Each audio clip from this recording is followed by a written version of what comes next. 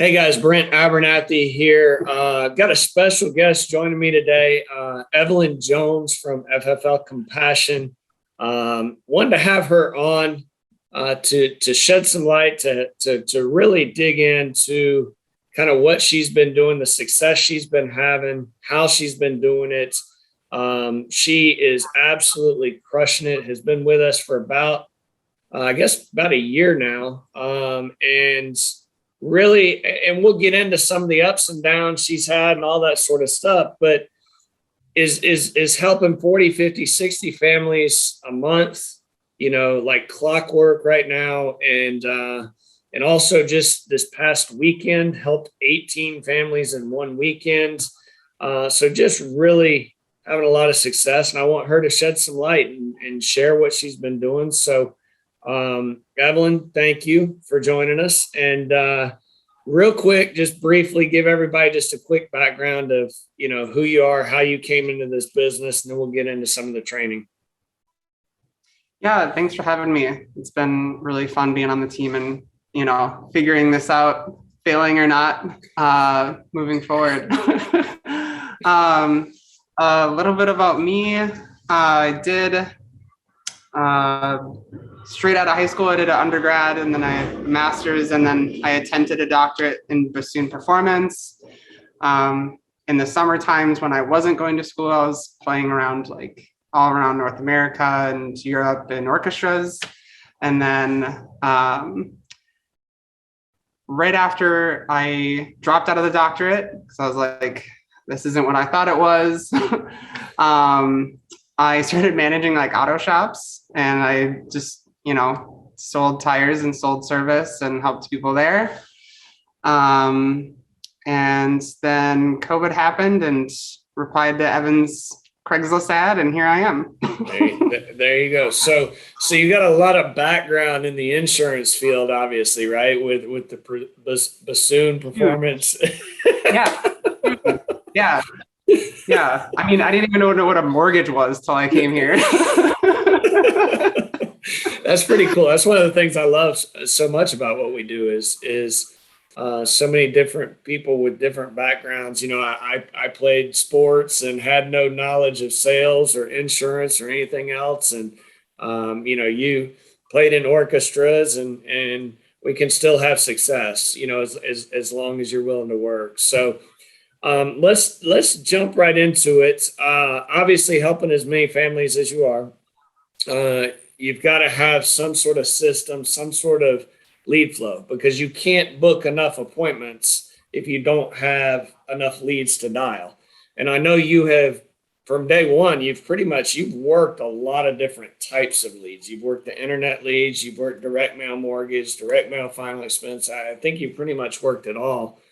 So let everybody kind of know what your lead flow is at this point, and maybe kind of any tips you've got on kind of what types of leads to work, when to get them, where to get them, whatever the case might be. Let's just dig into some leads a little bit.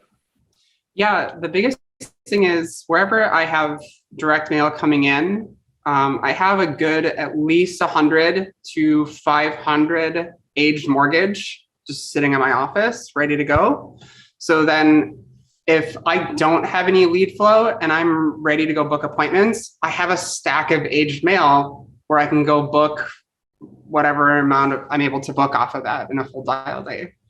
That's probably the biggest cheat code I have, because I'm not that way, even though I'm getting hit with mail and there's that's a really big investment. That was kind of the hardest thing for me to transition from going from 100% internet to 100% mail, because I was then buying mail and brand new internet, and I was buying a lot of both. And I was having a hard time. You could still be profitable and buy both, but the quantity I was buying was not good. Right. So the one thing that helped me kind of rein that desire to buy a ton was to just know I have that massive stack wherever I want to work. So before you go on, I don't know, a few weeks ago, a month ago, whatever, you just went into the CRM and bought a bunch of the cherry pick aged mortgage leads in and around the areas where you've got new direct mail coming in. You just bought a bunch of it, and it's like, hey, I've got that as a backup plan on days that I dial. So that was like the $2.50 ones, right? Not the 1, 2, 3 month. I just straight age. So I want it like 2 years or 10 years old. Yeah. Okay. All right. Got it. So now you know that mixing that with the new direct mail that you've got coming in certain areas, that, you've got enough to book full days worth of appointments, basically. Yep.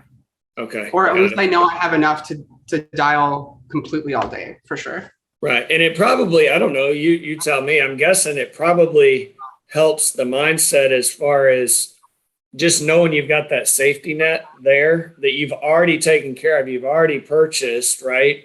A while back. It probably does wonders for your mind on dial days, instead of feeling like, stressed and up against it, like, oh my God, I gotta book these, these out of these 20 direct mail I just got in, I have to book 15 of them. I'm guessing it does. You getting better results from that too? Yeah. No, it's huge because then I don't feel like I have a lack of leads ever. Yeah. So then, say if I go through all of my mail and I only have like 16 appointments and I'm going for like 20 or 25 for the weekend, then I can easily do that when I just switch over to my age mortgage, dial that for 4 hours, hopefully book another 5 or whatever. Right. Absolutely. So while you're on that, just because I know, do you approach the age mortgage leads differently than a brand new lead?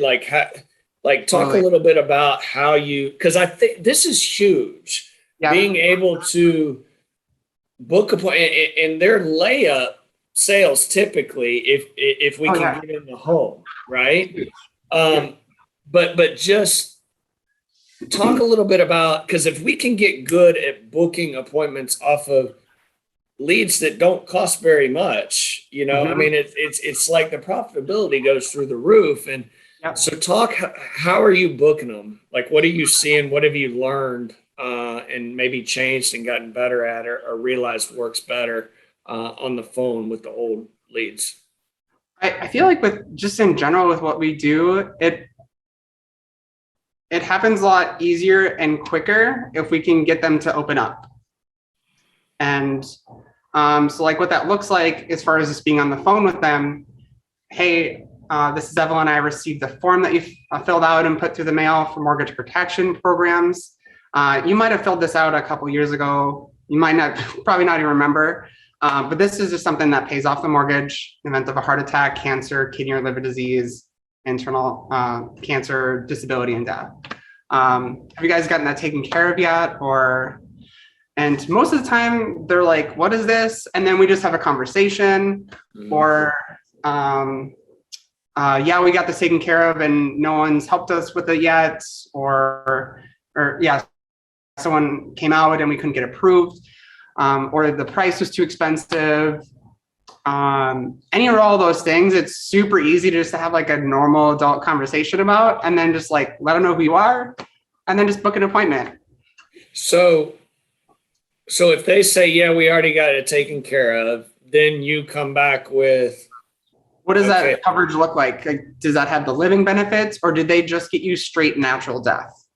Okay. Both are great. Both absolutely act as mortgage protection. Don't worry about it.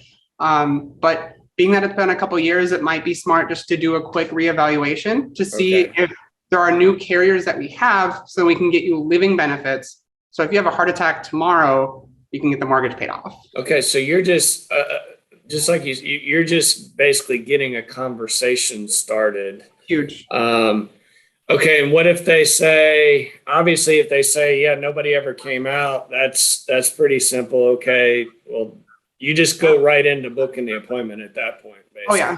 Oh yeah. Okay.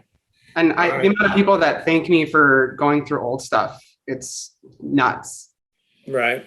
And what else did you say that they can give you at times? They don't remember filling it out. Yeah, I mean, for sure. Yeah, I definitely get a lot of that. And I just reiterate, like, so I'm just a licensed underwriter. And when these request forms are sent in, they're just sent to the most nearby underwriter, which just happened to be me. So, and so what I do is I'm just a mortgage protection underwriter. So we just make sure that anything happens to you health wise, or if you unfortunately pass away unexpectedly, we get the mortgage paid off. Got it. Yeah. So what would you say? Because I think expectations are a big deal. Right. So what would you say if you're dialing brand new direct mail leads, whether it's final expense or mortgage protection, if you talk to 10, how many do you think you're booking? Talk to 10 for new? Brand new. Yep. I hope 8. Right. Okay. What about the older, the cherry pick, the $2.50 mortgage leads? If you talk to 10, how many of them you think you're booking? I don't think there's a good, I'd say just roll the dice. You feeling lucky? Because I've had some amazing dial days on Age Mortgage, man. And I could spout on how well it went. And I could definitely tell you how there's been days where I didn't do anything with it. Right. And it's because there's so many variables with what we do. Like, we don't know, like where they're at in their life. Are they cranky? Are they happy? Are they at work? And then you add in the fact that they filled it out 5 years ago, right, that's completely out of your control. If you book it, you just be happy. Right. So you're not expecting the same types of results, no. Right? It's like I heard you say earlier. I mean, you're just using these to fill up your schedule typically, yeah. Right? And I heard you say earlier, I might dial for 4 hours and book 5 extra appointments off of the older leads, right? Yeah. And even though that seems like you're not having, I mean, that's basically 1 appointment per hour dialing, right?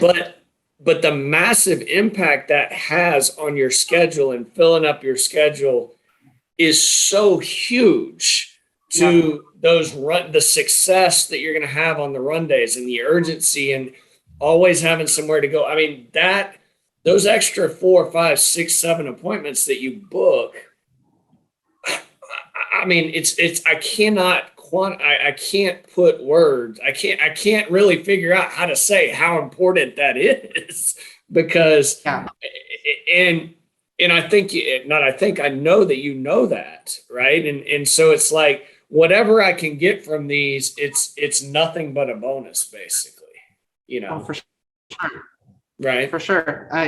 Dialing those is like a fun carnival game for me. It's because there's no time where I'm in control on that phone with those leads. That's the thing I have to just completely give up, because I know it's going to have to be an open and or very organic conversation for them to know who I am, why I'm calling, all those things. It takes from, it goes from my normal booking time from 2 minutes probably to 5 to 10, sometimes even 15 to get the book. Right. And you said something else. You were talking about it being a fun carnival game too. and as you said that, I'm like, yeah, but see, that's what makes you different about it, right? Is you're having fun with it, probably almost the challenge of having these conversations and some of the stuff they'll say, but you're just having fun with it, as opposed to dreading making dials, as opposed to dreading what they might say or whatever. It's like, who cares? Just have fun, smile, laugh. Be joyous. We're above ground today. It's not that bad of a day, and that's huge. So I appreciate you saying that too, because you do have to laugh. Some of the stuff some of these people say is crazy. I could write books upon books upon books about it. But you can't take it personally. You just got to keep moving and laugh. So let's talk about your schedule, because I want you to dig into this. This is something I've always appreciated about you, and from day one, like, you're a worker, and when it's time to work, you work your tail off, and you fill up your days. Like, your days aren't mixed and matched with going and running errands and doing this and doing that. It's like it's a work day. Boom. And I think that that's huge. Talk a little bit about, and I know you've kind of just tweaked your schedule a little bit, and you're trying to go. You're seeing what just running nothing but the weekends will do, and booking 20 to 30 appointments just on the weekends, and you're building your business during the week. So not necessarily what days you're dialing, what days you're running, but on dial, like, what does a dial day look like for you, and what does a run day look like for you from a scheduling perspective? For sure. Well, the night before, I'm getting all the leads ready. I am going to know where I'm running. It's funny, we were just talking about, I was in Green Bay, and I thought lacrosse was like right across the street from Minneapolis. And apparently I didn't do that well, because I wasn't prepared. But so I'm just getting everything ready. And the biggest thing is, like, I'm already starting to program my mindset, or my mind tweak, or my visualization on, like, how I'm going to think when I'm dialing or before I'm dialing. Because, like, if I just go in there passively and not be intentional with my mindset, it's out of my control at that point. And I'm not going to be able to have a systematic approach with what I'm doing and why I'm doing it. Like, yesterday, coming off of like a massive weekend, I was, energy was a little bit more down yesterday. I started dialing and I stopped immediately, because that visualization, that shark mentality that I like to have when I'm dialing wasn't there. And that's why I just was like, I can't do it today. And so I make sure that energy is there. And because I know if it's there, then I'm going to do some crazy stuff the next day. And so whatever I need to do to get to 20 plus appointments. So if it's 8 to 10, cool. And then 8 to 10 per day, 20 plus is that what you're saying? Okay. Yeah. And then for the run day, I mean, I don't know why, but there's been a lot of people that I think they just know the day that I have most appointments, and they just pick that day. Cause I ask them, like, do you prefer tomorrow or Wednesday? Like, which one works best for you? Right. And, there's been some days where everyone's just like, hey, let's all do Friday. And I'm like, I have 7 a.m. or 9 p.m. Like, you're cool with either one of those? You had 15 appointments in one day here recently, right? Yeah, I think on Friday. Okay. So what time did they start? What time was your last appointment? 7 and 9 p.m. 7 and 9. Yep. Do you remember that day, out of the 15 appointments, how many you sat with? You actually I sat with everyone. You sat with everyone. I sat with everyone. And then I also had, technically it was 16, because I had someone, I told them, I was like, because they really wanted Friday too. And I was like, all right, well, I'm completely booked up, but I can give you a window of like 8 to noon. And if I'm running ahead of schedule, I can see you then too.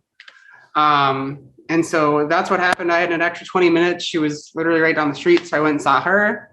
I think her policy was like 15, 20 minutes. She knew I was, because she knew I was busy. Right. You're busy. You're the doctor. Exactly. Yep. Yep. So I was able to be in and out with her really quick. I sat with everyone. I think it was like 10 or 11 applications, and everyone else I sat with that day There was one that I couldn't write at all, but I got 2 referrals from them that I'm going to call today or Thursday. And then there was a couple other like policy checks where they impressively had policies I couldn't improve. Right. But yeah, sat with everyone. So, okay. So, and that's what I mean by a worker, right? And I used to love doing that too.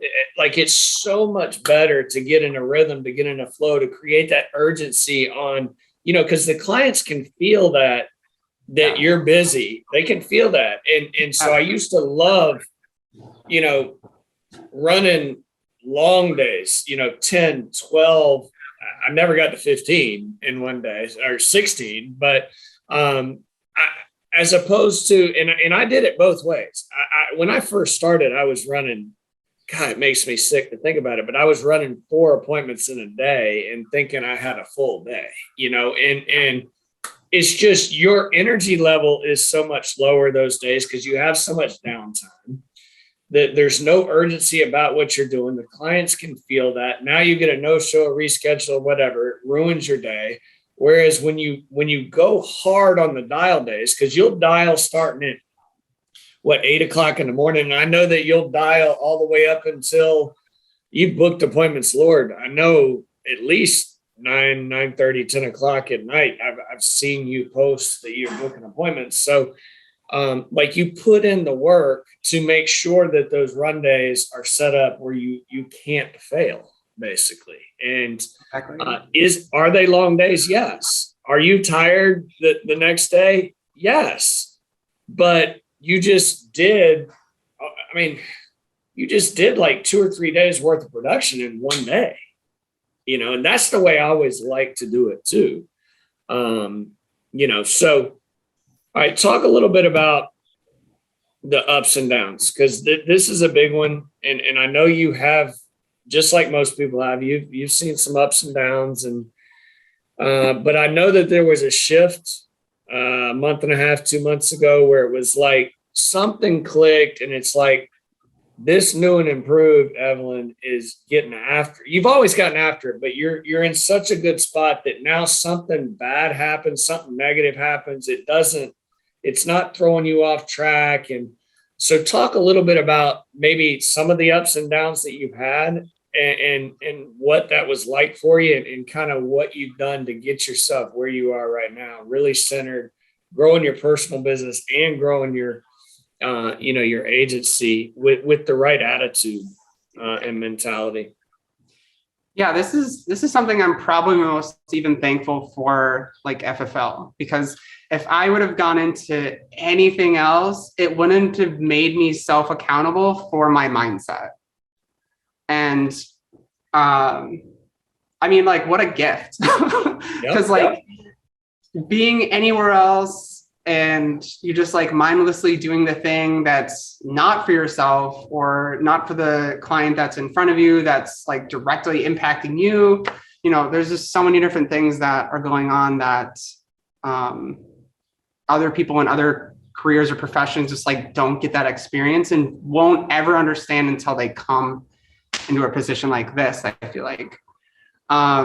So yeah, massively grateful. But the thing is, I just comes back to like accountability with mindset. So like before, I wasn't used to, I was lazy with my mindset. I just kind of allowed myself to, get kerfuffled and kind of get just like allow myself to stay within myself and not accept it. And so when I got to the point where I was like getting outside of my head and accepting what was happening, everything was just a completely different game. Because then instead of focusing on, negative, it was like, how can I be a bowl of positivity today? And that's been the massive change, I think, in the past 90 days to 2 months. Because there's constant things that you could focus on here that are negative, for sure. Mm-hmm. Like if you want to, look at everything under a microscope, I I'll give you the list of things that could potentially go wrong right now. But that's kind of the exciting part about it, because if you want to live in a way where you don't have any risk, then this isn't for you. But I think a really great way to live is to have risk and find a way to balance yourself with that risk and like dance with it gracefully. And so it's just been challenging myself to be a bull of positivity nonstop. Have you had to, and I love that because, and I mentioned it earlier, today's a good day because we're above ground. Look, we all got stuff. Yep. and like you said, there's a bunch of stuff that can happen every single day that can be, that can flip your mindset if you allow it to, right? Exactly. If you allow it to. And so, like, have you had to make any changes, like as far as what you're doing or who you're talking to, or because, and the reason I ask, and I don't ever want to put words in your mouth, but I know I look back with me, and a lot of times when I was going through one of those periods where I wasn't the most positive, or where I wasn't controlling this, right? A lot of it had to do with, I might have been talking to too many, letting the negativity from the outside world or letting the negativity from the inside world in the business filter into here. And I kind of started letting that affect me. And once I became aware of it, I was able to make changes, and say, like, for instance, there's certain people when I was running appointments on run days where I knew I could not talk to that person on a run day, right? Because they were gonna bring me down, right? And like, has any of that stuff happened where it's like, hey, I have to read, or I have to do this, or I have to stay away from these types of people? Have any of those certain changes happened as well to help you protect this? I think the biggest thing is going to be how I look at being uncomfortable. Right. Because when there's so many times where you can rationalize fear that's disguised as practicality when you're talking about uncomfortability, and when you take the mask off of practicality in front of fear, and you just face the fear, it's a whole nother ballgame. And then you're able to do so much more because, it's just so much more direct. It's just totally different frame of mindset, which I was just lazy with before. And I would just, I didn't have, because last Monday and Tuesday after a big weekend, I think I almost went maybe a 2 for 20 or something like that, right? And it was just like, all right, well, I'm just gonna let this feed me instead of destroy me. It's the same thing, because that happened right before this last big weekend, Right. And so framing it like that allows me to take the break that I need. Like yesterday, when I stopped dialing, when I realized I wasn't in the right mindset, because the old me, what I would have done is I would have just continued to dial, like bashing my head against the brick wall, which got me to this point. I'm grateful for that. Thank you, Pascal, for bashing your head. But now I'm at the point where it's like, I realize I don't have to do that, and I can be more efficient if I just wait one day.